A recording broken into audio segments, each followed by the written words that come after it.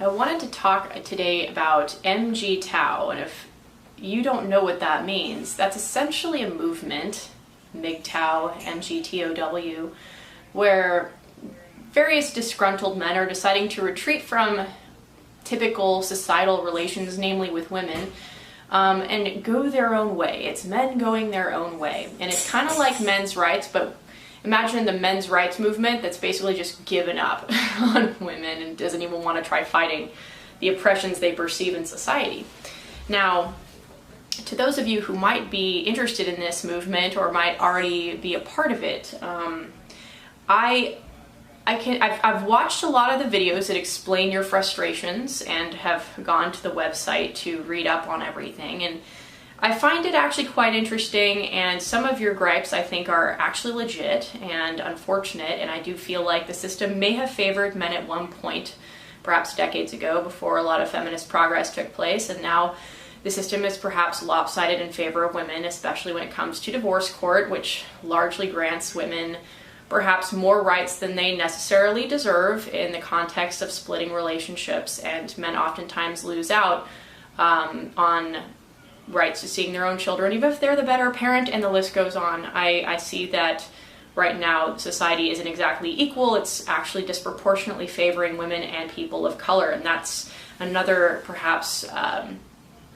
discussion for another time. That's basically where the rampage of political correctness has sort of gone very extreme and become oppressive in an ironic sense, and has undone the progress that it has pretended to propel us toward. But that all aside, the Mgtow guys, I understand your frustrations, but here's the thing.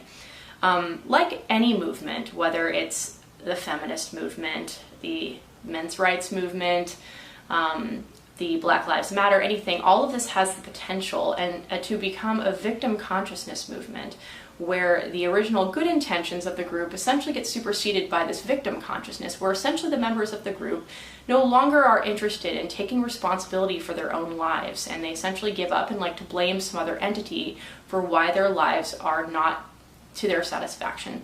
So I feel like Mgtow is perhaps just another victim consciousness movement in the making, if not already that kind of movement. And moreover, I'd like to say to those of you who think that your lives are going to get better if you simply just don't engage in relationships with women anymore because you don't trust women, because this, because society favors us, and you're just going to get screwed out of, custody of your children and all this stuff. There's plenty of people in the world who will take advantage of whatever systems are in place. There's men that will take advantage of the systems of power in place, and there's women that will take advantage of the systems that enable their advancement. And I don't believe that it's that all women are bad. Obviously, I am a woman. There's plenty of women I know, too, who have been wronged by men who are like, oh, I swear off of all men. And that's not sustainable. To say that you're going to avoid half the population, it's a cop-out and it's not realistic, and you probably aren't going to be happy that way. If you genuinely are happy living like a monk, then all the power to you. I hope that it's a spiritual journey. I mean, there's joy to be had everywhere, but I think instead of demonizing an entire sex based on the politics of political correctness, which is again a scourge for everybody, I think you need to realize that if you've been victimized by a woman who is taking advantage of the system, it's not because she's a woman, it's because she's an asshole.